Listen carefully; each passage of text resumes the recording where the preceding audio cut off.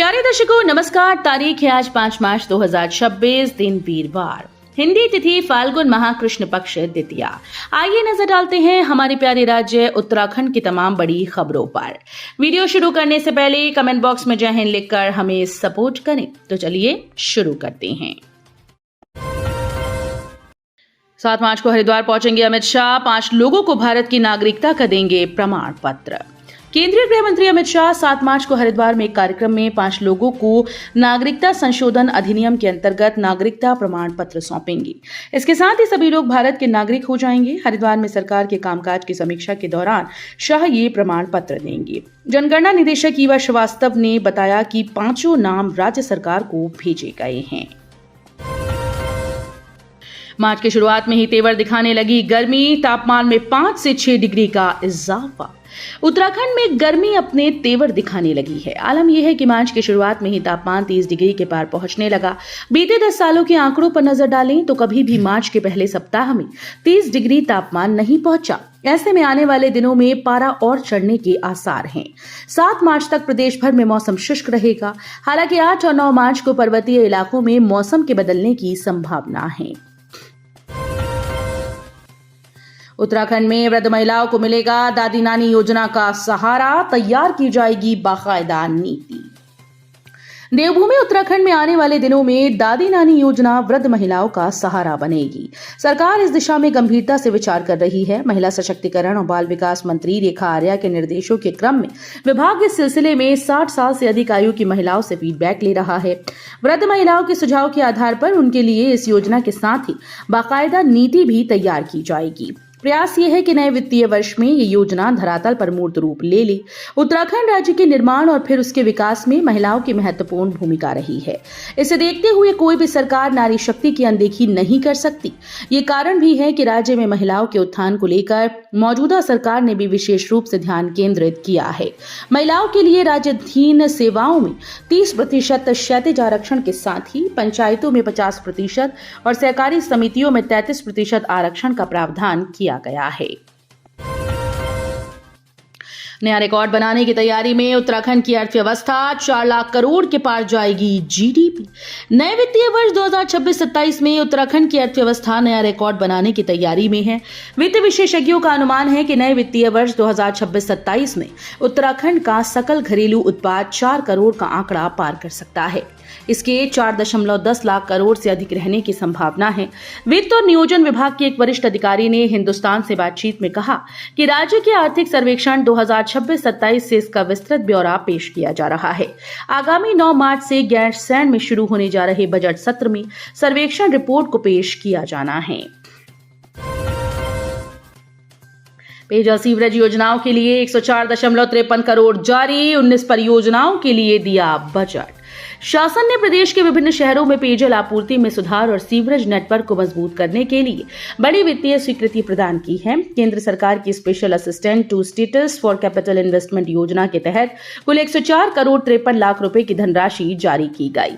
इस संबंध में अपर सचिव अपूर्वा पांडे के द्वारा आदेश जारी किए गए हैं। शासन की ओर से जारी आदेशों के अनुसार कुल 19 योजनाओं के लिए बजट आवंटित किया गया। पहली श्रेणी में 14 चालू योजनाओं के लिए 88.55 करोड़ स्वीकृत किए गए। ट्राउट मछली दुबई भेजने की योजना को लगा झटका। अमेरिका, इजराइल और ईरान के बीच चल रहा युद्ध बना वजह। उत्तराखंड से ट्राउट मछली दुबई भेजने की तैयारी को शुरुआत में ही झटका लग गया। अमेरिका, इजराइल, ईरान के बीच पिछले कुछ दिनों से चल रहा युद्ध यदि लंबा चला तो राज्य से हर महीने 20 टन मछली निर्यात की योजना पूरी तरह से खटाई में पड़ सकती है। उत्तराखंड की ट्राउट मछली की विदेशों में खूब मांग है। राज्य में इसके बढ़ते उत्पादन को देखते हुए राज्य सरकार की ओर से हर महीने 20 टन ट्राउट मछली दुबई व अन्य देशों में निर्यात करने की योजना है। चुनाव 2027। भाजपा अध्यक्ष बोले, अनावश्यक दावेदारी से विवाद की स्थिति पैदा न करें दायित्वधारी। उत्तराखंड भाजपा प्रदेश अध्यक्ष महेंद्र भट्ट ने कहा कि दायित्वधारी आगामी विधानसभा चुनाव के लिए अनावश्यक दावेदारी से विवाद की स्थिति पैदा न करें। पार्टी को जिताऊ प्रत्याशी नजर आएगा तो खुद टिकट देगी। अमर उजाला पॉडकास्ट शतरंज में संपादक अनूप वाजपेयी से बातचीत में अध्यक्ष महेंद्र भट्ट ने कहा कि फिलहाल सबके लिए कमल का फूल ही प्रत्याशी है, उसे जिताने के लिए काम करें। चमोली के जंगलों में आग लगने का सिलसिला नहीं थम रहा। दिन भर धधक रहे महिलाएं बुझाने में जुटी। सोमवार से शुरू हुआ जंगलों में आग लगने का सिलसिला यहां नहीं थम रहा। एक के बाद एक जंगलों में लग रही आग के कारण समूचा क्षेत्र धुएं के बादलों से पटा हुआ है। इससे लोगों को सांस लेने में तकलीफ और आंखों में जलन होने से परेशानी हो रही है। बुधवार होली के दिन नारायण बगड़, जाख, कड़ाकोट, बेड़गांव, मानूर, तलासेरा, टेंटुड़ा का जंगल दिन भर जलता रहा। वहीं उत्तरी कड़ाकोट पट्टी के सुनभी भटियाणा के जंगलों में भी आग लगने की खबरें सामने आ रही हैं। 3.92 ग्राम स्मैक के साथ एक युवक गिरफ्तार, एनडीपीएस एक्ट में केस दर्ज। सितारगंज में रात्रि गश्त के दौरान पुलिस ने 3.92 ग्राम स्मैक के साथ एक युवक को गिरफ्तार किया। मामले में पुलिस ने आरोपी युवक के विरुद्ध एनडीपीएस एक्ट में केस दर्ज किया है। गांव कच्ची खमरिया नानकमत्ता निवासी प्रीतम सिंह 72, हाल निवासी उकरौली को पुलिस ने चोरगलिया मार्ग पर गुजरात अंबुजा नामक कंपनी को जाने वाले रास्ते से 3.92 ग्राम स्मैक के साथ गिरफ्तार किया है। अच्छी खबर, नैनीताल की लाइफलाइन नैनी झील को बचाने की तैयारी, 38 करोड़ होंगे खर्च। नैनीताल की पहचान और लाइफलाइन मानी जाने वाली नैनी झील के संरक्षण के लिए सिंचाई विभाग ने 38 करोड़ रुपए की लागत से विस्तृत परियोजना रिपोर्ट तैयार कर शासन को भेज दी है। बजट स्वीकृत होते ही झील की सुरक्षा और मजबूती से जुड़े कार्य शुरू करा दिए जाएंगे। कुछ समय पहले लोअर माल रोड का हिस्सा धंसने से खतरे की घंटी बज गई थी। पानी और सीवरेज के लिए पुष्करधामी सरकार ने खोला खजाना, अकेले देहरादून में 19 प्रोजेक्ट। पानी के संकट और ड्रेनेज समस्या से जूझते इलाकों के लिए पुष्कर सिंह धामी सरकार ने 135 करोड़ का बजट जारी किया। इसमें देहरादून और हल्द्वानी की पेयजल और सीवरेज परियोजनाओं के साथ ही श्री पूर्णागिरी और टिहरी के मणि चौरास की पंपिंग पेयजल योजना पर काम होगा। विशेष सहायता योजना के तहत दून जिले की पेयजल और सीवरेज की 19 परियोजनाओं के लिए 67.50 करोड़ रुपए मिले हैं। इससे दून शहर के कई इलाकों में जल संकट दूर होगा, साथ ही कुछ इलाकों में सीवरेज की व्यवस्था भी बेहतर होगी। बेरोजगार चोर की शराब को देख बदली नीयत, पुलिस के बजाय पहुंच गया नशा मुक्ति केंद्र। कहते हैं शराब इंसान की नीयत और रास्ता दोनों बदल देती है। उत्तराखंड की पर्यटन नगरी नैनीताल में होली से पहले की रात कुछ ऐसा ही नजारा देखने को मिला। यहां अयारपाटा क्षेत्र में जब चोरी की नीयत से घुसा एक युवक शराब पीकर होमस्टे के भीतर ही गहरी नींद में सो गया।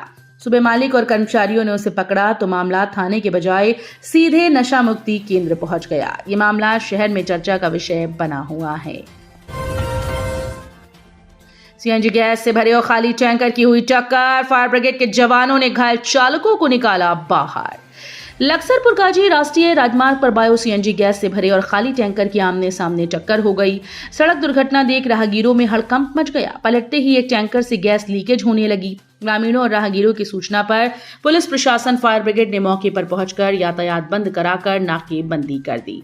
कंपनी प्रबंधक तंत्र भी सेफ्टी कर्मचारियों के साथ मौके पर पहुंचा और कई घंटे की कड़ी मशक्कत के बाद दोनों टैंकर को हटाया गया। दोनों चालक घायल हैं, जिनका अस्पताल में इलाज चल रहा है। होली पर बड़ा हादसा चला, पैर फिसलने से गंगा में बहने लगा हरियाणा का युवक, एसडीआरएफ ने सकुशल निकाला। ऋषिकेश में होली के दिन एक बड़ा हादसा चल गया। एसडीआरएफ टीम लाउड हेलर से लोगों को नदी में न उतरने की अपील कर रही थी। इस दौरान गश्त के समय गंगा के बीच तेज धारा में एक युवक बहता दिखाई दिया। जवानों ने तुरंत युवक को सुरक्षित बाहर निकाल लिया। हालत गंभीर होने पर उसे सीपीआर दिया गया। एसडीआरएफ टीम ढालवाला की ड्यूटी नीम बीच क्षेत्र में लगाई गई थी और टीम ओबीएम मोटर बोट से नीम बीच से लक्ष्मण झूला तक लगातार गश्त कर रही थी। गंगा घाटों पर स्नान कर रहे श्रद्धालुओं और पर्यटकों को जलस्तर और तेज धारा को देखते हुए सतर्क रहने की चेतावनी दी जा रही थी। तो ये थी उत्तराखंड की बड़ी खबरें। हम मिलेंगे अगले बुलेटिन में, तब तक के लिए धन्यवाद।